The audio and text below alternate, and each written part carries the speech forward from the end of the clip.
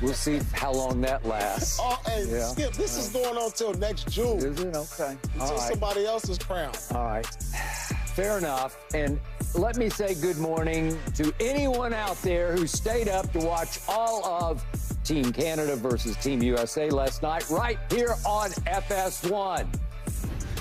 Team USA fell behind 11-1, but slowly took back over, eventually won 86-72. No huge surprise there. But Paul Pierce, your biggest takeaway from last night. Let me tell you something.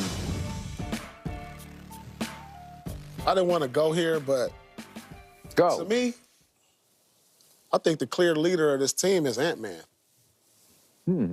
Listen, let me tell you something. Leader off the court? Leader of this team on the court. On the court, okay. Because what I saw was the USA team started the older guys, Steph, LeBron, they got off obviously to a slow start, but, you know, they only been in training camp for 4 days, and so haven't had a lot of practice. But I noticed the game changed when Ant-Man got in, Tatum, Anthony Davis.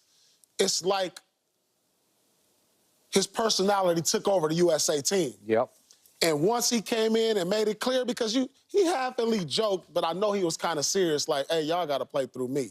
He did. You know, he said that. Play around me. He said, y'all got to play, you got to play around me. You got to build it through me.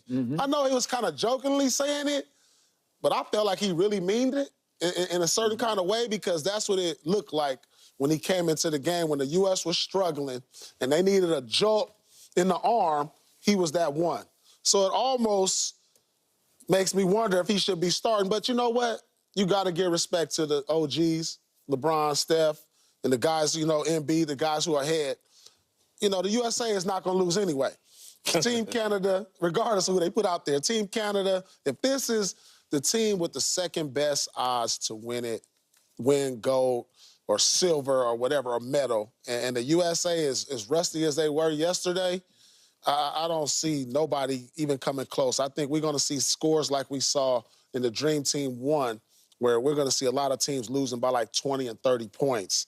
But Ant-Man's personality just took over to me. I saw it on the court. I saw it on the sidelines when they was walking back to the timeout, him, you know, looking at Bron like, you know, come on, Steph, you know, come on. And you know, this guy is going to be, you know, right now he's established himself as a USA star, but he's going to be an international star before these Olympics is over. You know, it's funny Paul starts off by saying Ant-Man, because obviously that's the way I feel.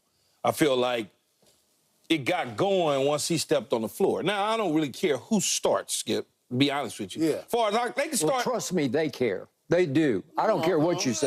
LeBron James ain't coming off nobody's bench. But that's fine. Right. Yeah. That's fine from an ego standpoint. No, Joe, I'm just talking about ego. It's an ego. This is Ant-Man's team, probably. But in the end, they can take all 5 guards and whatever guard and put them out there on the floor, they're going to win, because they're better than everybody else. There's no question about it. But in terms of the intensity, all of those sort of things, when you getting Tatum and AD along with Ant-Man stepping onto the floor and basically giving somewhat of a little bit of a jolt, that's what they needed, right? Yeah, no doubt. And so when you talk about it, and Steph played well too. I mean, they just all, when you look at the box score, pretty much everybody except Embiid didn't even really play because he fouled out.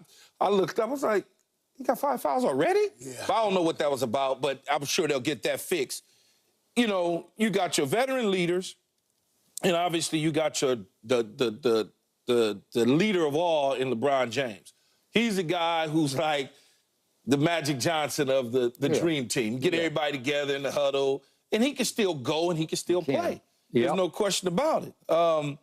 But Ant-Man, just something about his personality when he walks into a room. Now, don't reach across the table and slap me, Skip. Please don't. You're getting close. I can hear it in your voice. Are we about to go Jordan? Hey, hold on. It's something about guys like that. Kobe Bryant, Michael Jordan, Magic Johnson, Ant-Man.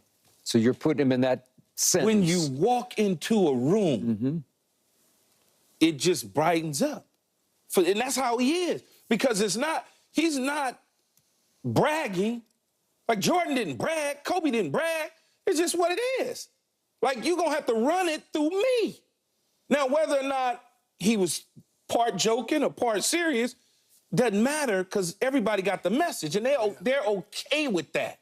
They're not like, man, go sit down somewhere. They're like, okay, cool, because he's showing you, if you allow me to do me, we're going to be all right. That's what he's showing you. And so I know people like, oh, man, he should just pipe down. He hadn't won anything. Well, okay, that's fine. His personality won't allow him to do that.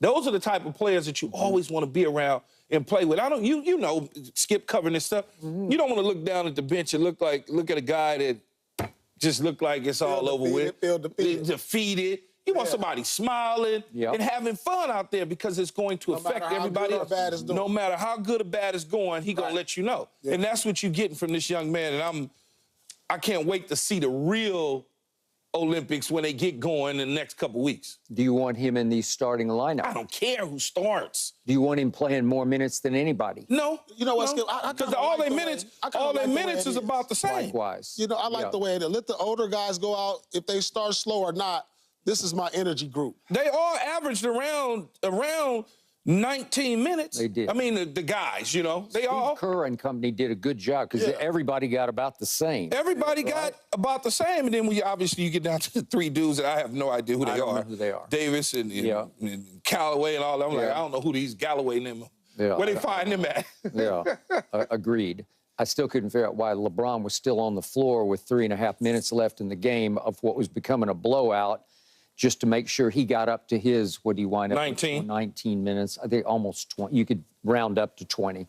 But the point was, he needed a couple of more minutes late, and maybe you just want to get a little run in just to get your legs. Who knows? I mean, you know, they haven't been playing for so long. They got to get their legs back. You know, a lot of guys been sitting for the last couple of months. You got to get, you know, game legs back. And they probably was running certain sets in those last 3 or 4 minutes that they needed to see as a coaching staff, with him on the floor. Down. Yeah. Okay. Here you go again with your comparisons where you can't help yourself, and you're lifting him into the same sentence with Michael Jordan and Kobe Bryant and Magic Johnson. That's Smiling what you just said. and having fun, baby. Okay, just energy-wise, I'll give you most of that. Most of that. Not That's all I'm of it, talking but about. most of it.